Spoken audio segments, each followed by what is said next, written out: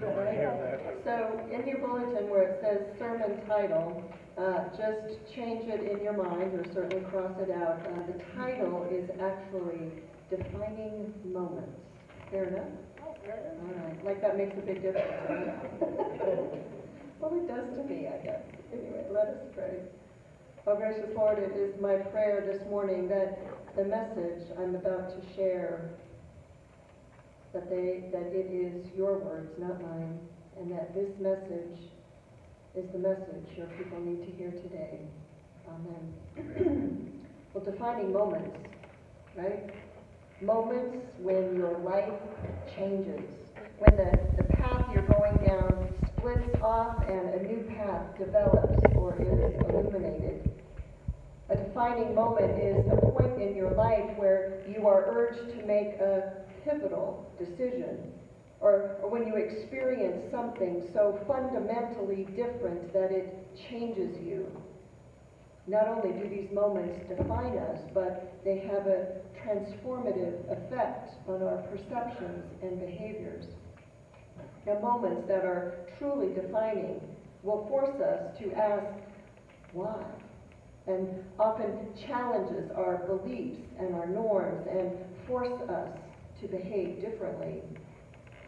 I've had some defining moments in my life. When the process server came to my door at 9:30 on a Saturday night to serve me with divorce papers, yep, that was a defining moment.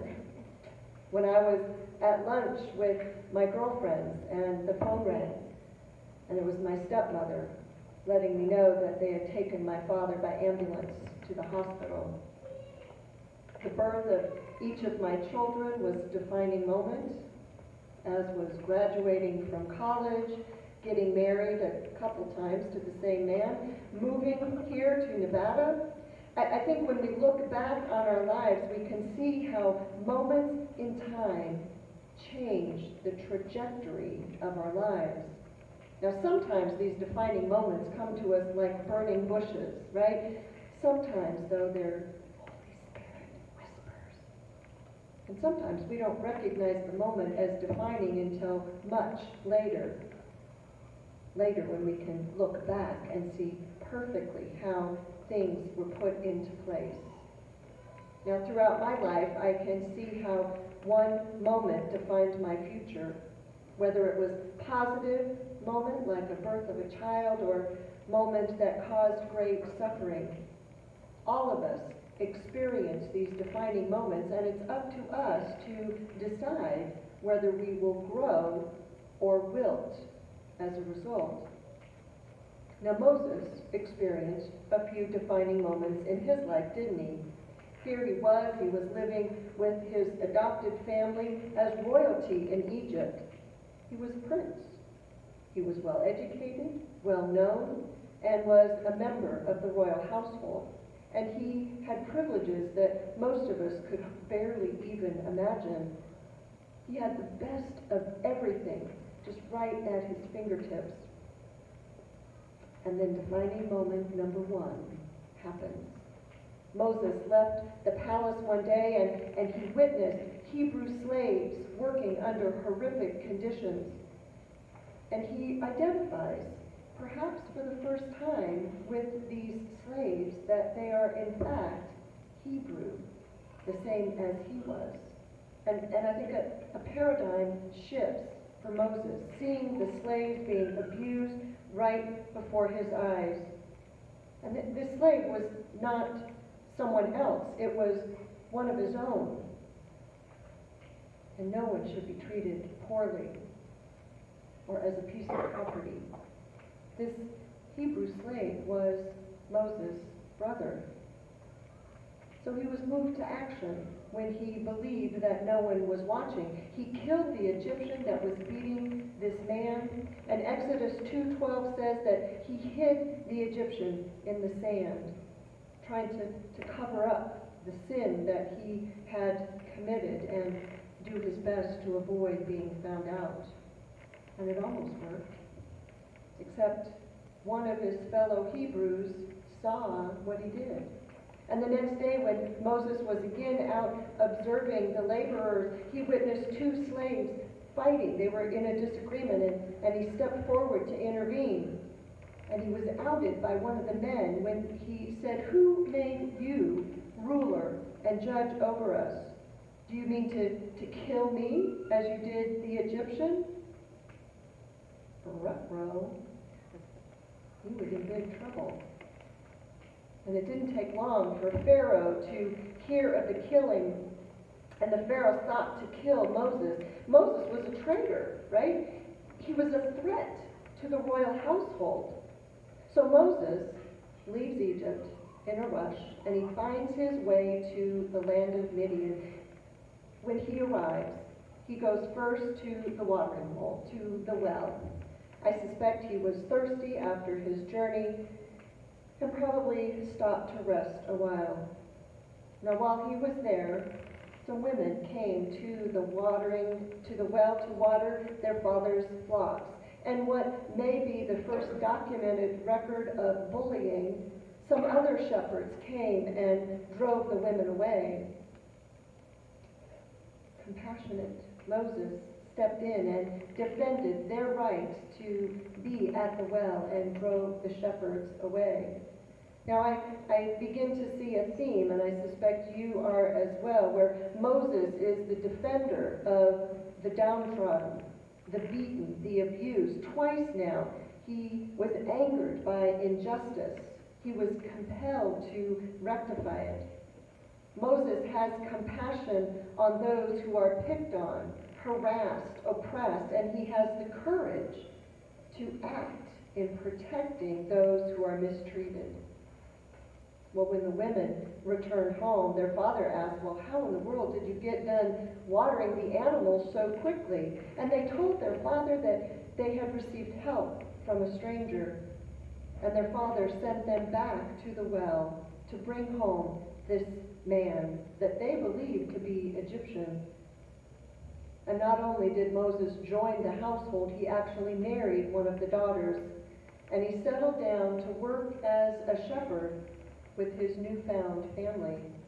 And within just a month or two, Moses has gone from being a prince in Egypt to a fugitive from the law, and then finally married to a nomadic shepherd living among the Midianites.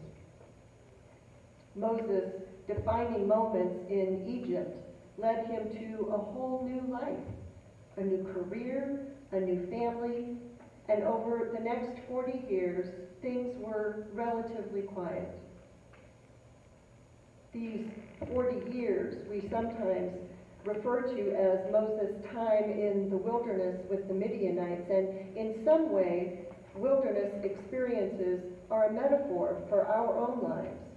Periods of time when things maybe aren't going well, when we experience maybe a downward mobility, or when things just don't seem to work out no matter what we do.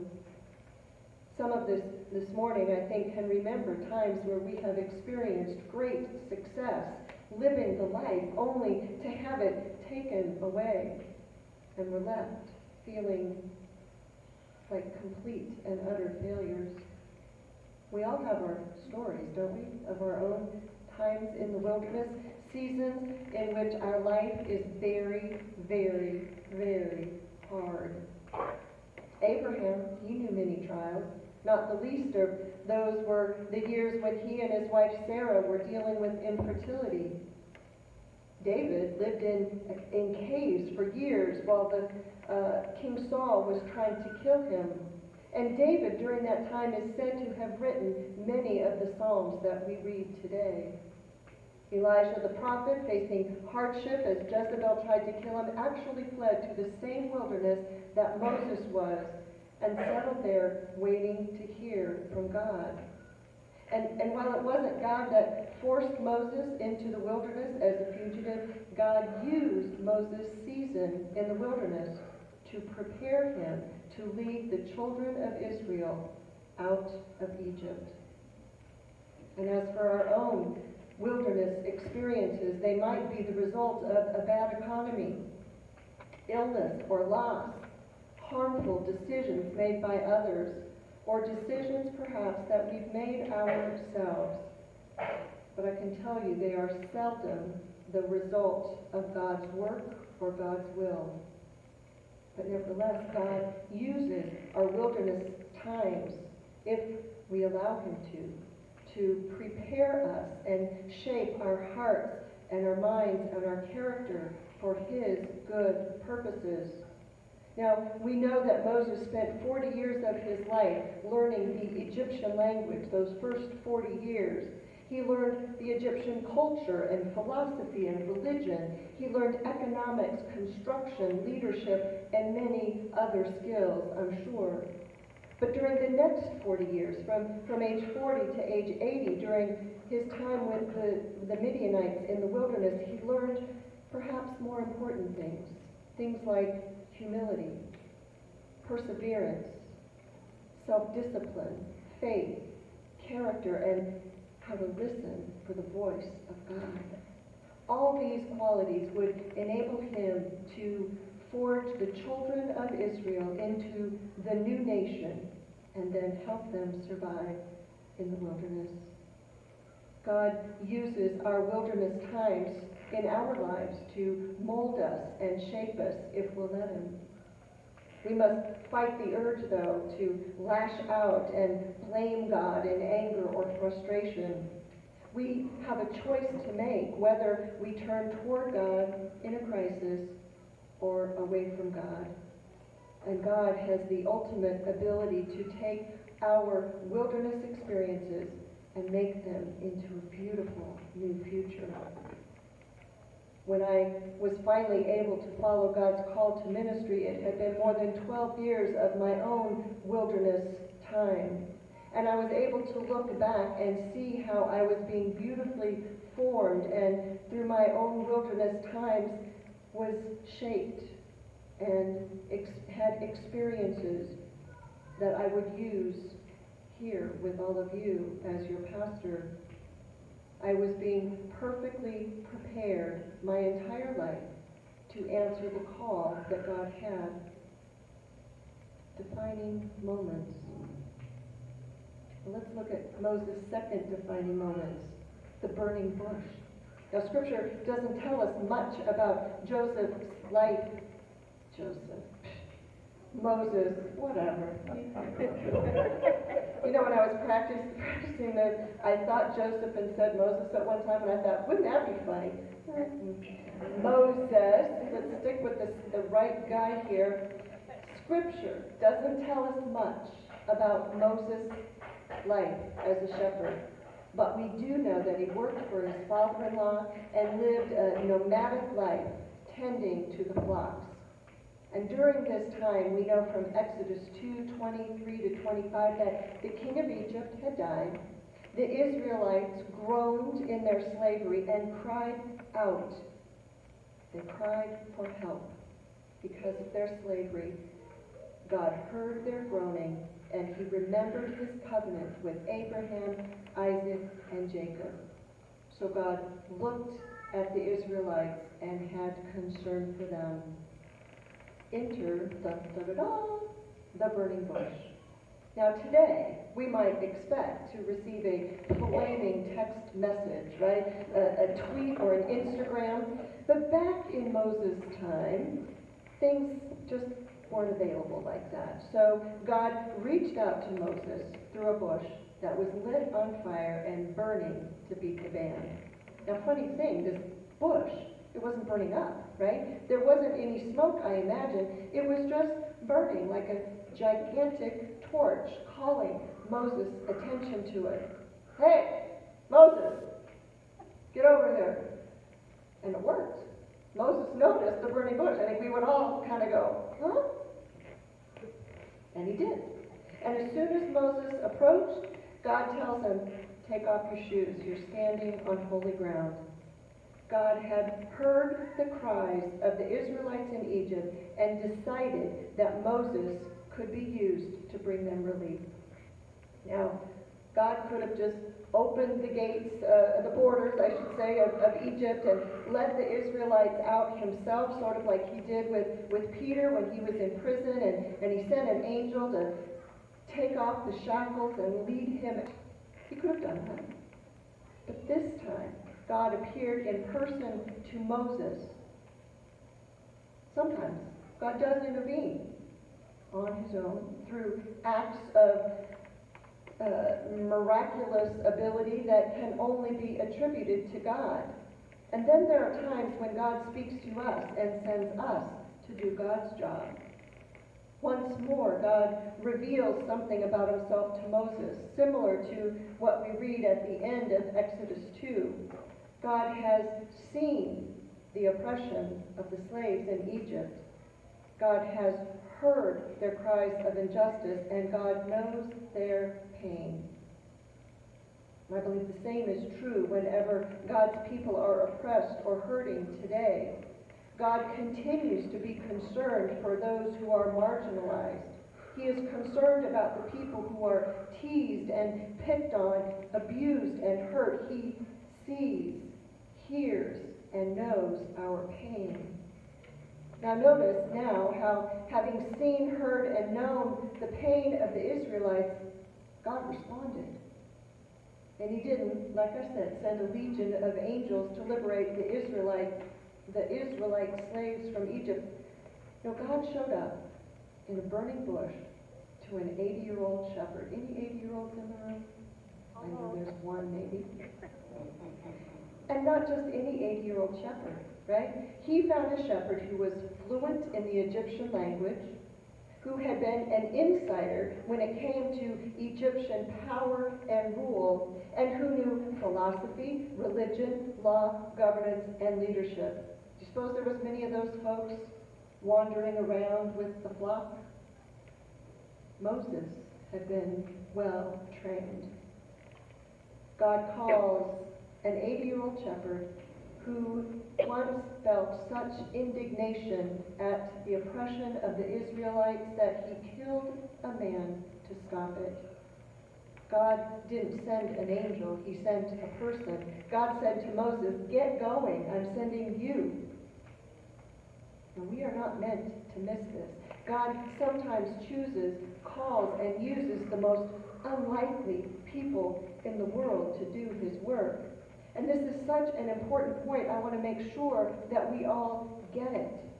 God's usual way of working in the world to alleviate suffering, injustice, and pain is not necessarily to intervene miraculously, suspending the laws of nature, violating the principle of human freedom, or sending angels to make things right, although those are kind of nice when they happen. No, God works through people. He works through every single one of us. God sees, hears, and knows the suffering of others, and God expects his people to do the same. God's response is to call us to step up as instruments of aid. And my question to all of us this morning is, when given defining moments, what will you do? Now, most of us won't be receiving a flaming text from the Lord, but we very likely will receive a nudging of the Holy Spirit to be the hands and feet of Christ.